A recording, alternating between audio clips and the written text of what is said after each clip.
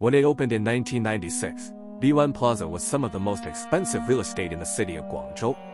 However, these days, it has a very different reputation with the residents of the city. Known by many locals as Wan Corpse Field, the building has been the site of a number of tragedies and unusual deaths, leading many people to believe there is something cursed or supernatural about the building. In April of 2023, people were surprised to see the Chinese characters being taken down from the front of the building, while the characters did represent the name Wan Guangchang, or Wan Plaza. Ever since the sign was put up, there were many who read the name a very different way. The character Guang written in cursive looked more like Shi, which means death or corpse. So it would become known as Wan Corpse Field or Plaza. With the history behind the building, many people have come to believe this wasn't coincidence. Located on the south coast of China, Guangdong Province is the most populous region in the country with around 126 million people calling it home. The region's capital and largest city is Guangzhou, formerly known as Canton. With an urban population of 14 million and counting 18 million people as part of its metropolitan area, Guangzhou is one of the biggest cities in the whole of China. Now Guangzhou is a modern, sprawling metropolis, home to the Canton Tower, briefly the tallest but now second tallest tower in the world, and the fifth tallest freestanding structure globally, standing at 604 meters. The development of Guangzhou really began in the 1990s as the government gave beneficial tax breaks for people who were willing to invest in the growth of the city. Wan Plaza would be part of this improvement to Guangzhou. A commercial and residential project, the bottom floors would be a shopping mall, and 8 residential towers would be constructed on top of this, offering, what were at the time, luxury apartments.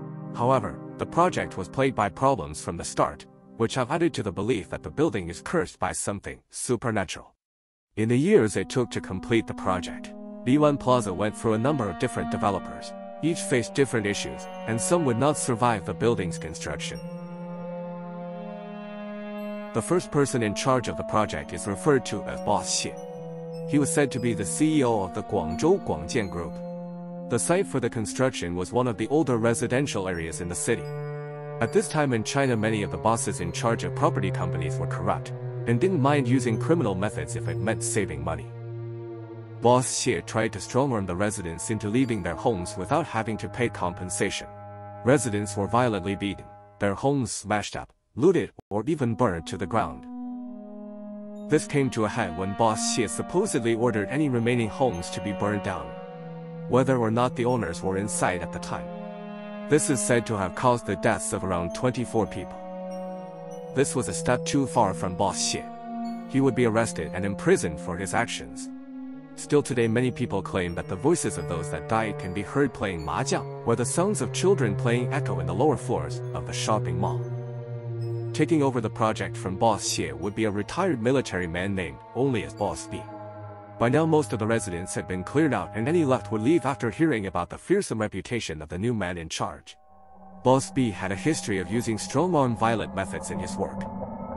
Boss B didn't concern himself too much with the safety of the construction workers, and there were a number of accidental deaths on site.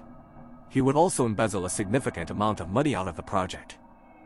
Most of the workforce were migrant workers from other parts of the country, and as the Spring Festival was approaching, they were planning to go back home to their families. The only issue was that they hadn't been paid for the work done. Just before the 1994 New Year, several workers got together to confront Boss B.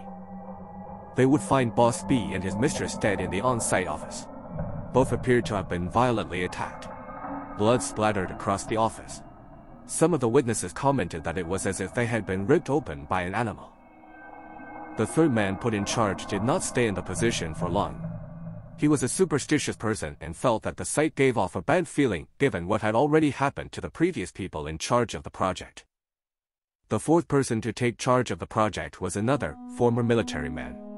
Unlike his predecessor, he had no belief in the supernatural or curses and was keen to get on with the task given to him.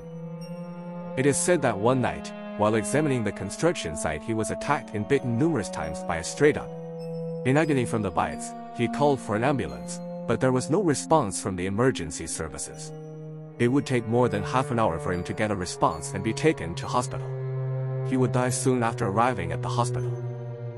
As with sounds of people playing mahjong and children playing, there are people that claim but in some areas of the shopping mall someone can be heard crying out as if in extreme pain, begging for help from the people who hear the cries. The project was finally taken away from the Guangzhou Guangjian Group after the various incidents and was handed over to a developer based in Hong Kong.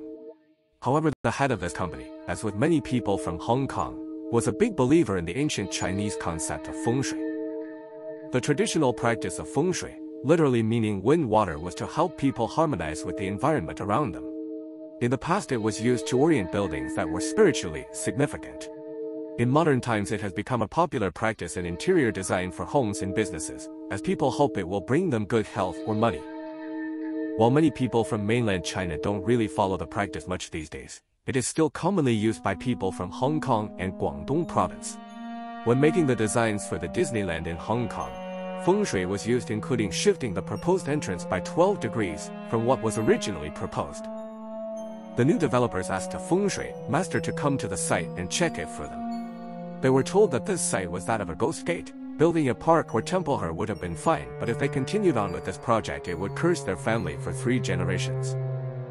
The company hired a priest from Malaysia to perform a kind of exorcism on the site to stop any evil spirits escaping and avoid the curse. Once this was done, work started on digging the foundations for the project. However, work would quickly be brought to a halt once more.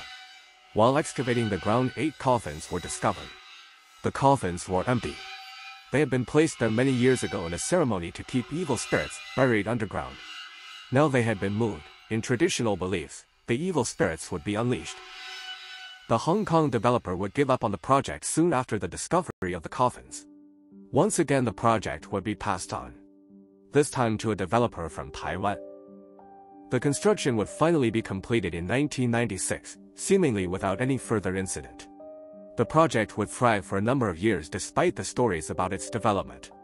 Apartments would quickly be sold and the shopping mall would quickly fill up with vendors. Today is a different story. The apartments are still largely occupied, but the shopping mall has seen much better days. Many of the stalls are closed up and business is much slower for those that remain than it was in the past. There are many that will put this down to the history of the building's construction.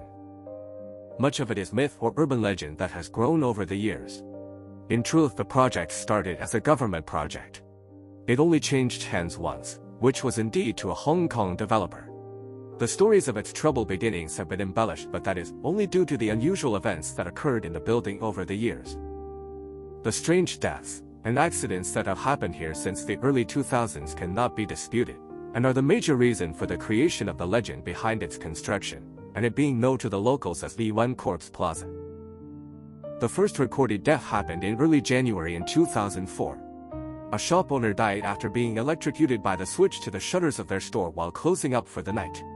Then in February of the same year, 2 women jumped to their deaths from different floors. The falls of the 2 women were pure coincidence and there was no known relationship between the 2. Horrifically, in the June of 2004, the body of an abandoned baby was discovered by cleaning staff in a stairwell. This shocking discovery would be followed by 4 deaths in October. First, a man in his 60s fell from the 5th floor of the shopping mall and died on impact. The next day, another man would fall from the same floor and die on hitting the ground. 9 days later, on the 19th of October, 2 more women would fall from different floors of the south tower of the building. Again, there was no relationship between the 2 incidents.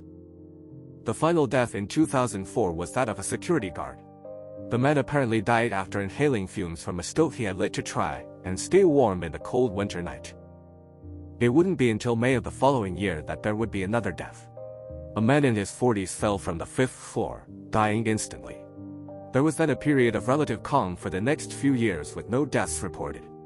That changed in 2008. In the months of March and November there were 2 deaths. Once again it would be men and they would both fall from the 5th floor. This would be followed by another death in July of 2009. A man once again fell from the 5th floor in the south side of the shopping mall. There were then 3 deaths in 2010. In January, once again the 5th floor in the south end of the shopping mall was the scene of a man falling to his death. In May and June 2 more women would be the next victims. One fell from the 4th floor, while the other would fall from the building into the streets outside. As well as the deaths from falling, there were also reports of a staff member of a restaurant dying, but there is little detail about how. Following another period of calm, there were then 2 more deaths in 2014. The first was a man who threatened to jump from the 5th floor while holding his young daughter. He did this over an alleged alimony dispute with his ex-wife. The next death, which happened on December 4th, was probably the most bizarre of all. A man chose to jump from the 5th floor, but unfortunately hit an unsuspecting vendor.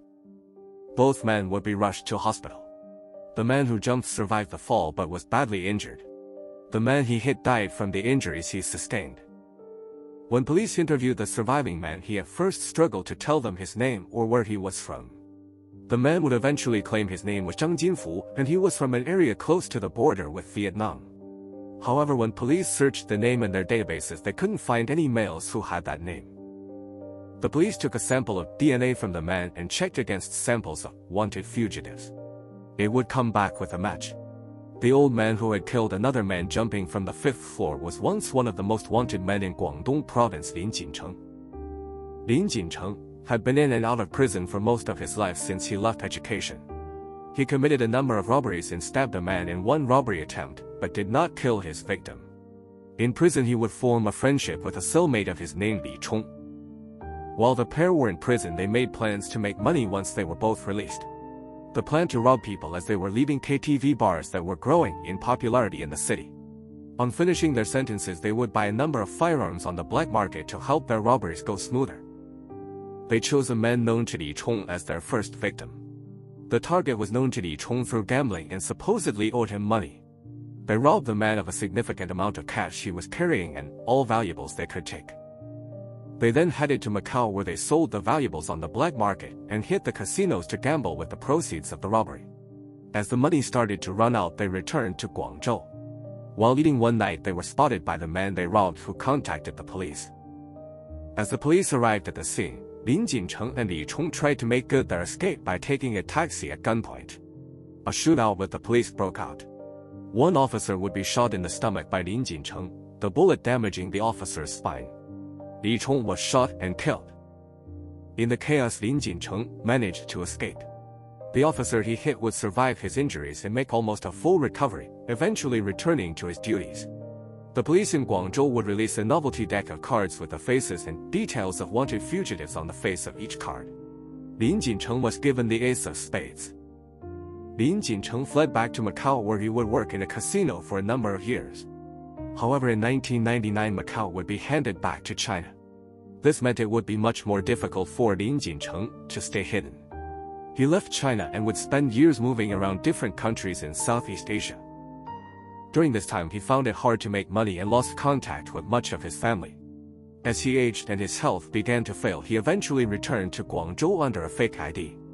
He hoped that since so much time had passed, the police would have forgotten about him. He opened a small stationery store to try and make some money, but it wasn't successful. With no family or friends, little money, and health problems he couldn't afford treatment for, Lin Jincheng fell into depression. It was this which brought him to Wan Plaza on that day in December. He was tried and sentenced to 27 years in jail.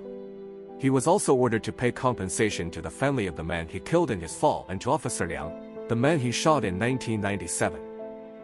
Since this, there have not been as many deaths at Wan Plaza. There was a fire in one of the residential buildings which killed one person in 2015.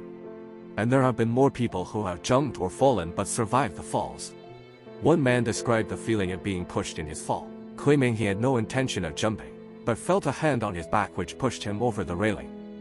Part of the reason for the fall in death numbers in recent years was no doubt down to the pandemic measures put in place, meaning fewer people would go to the mall.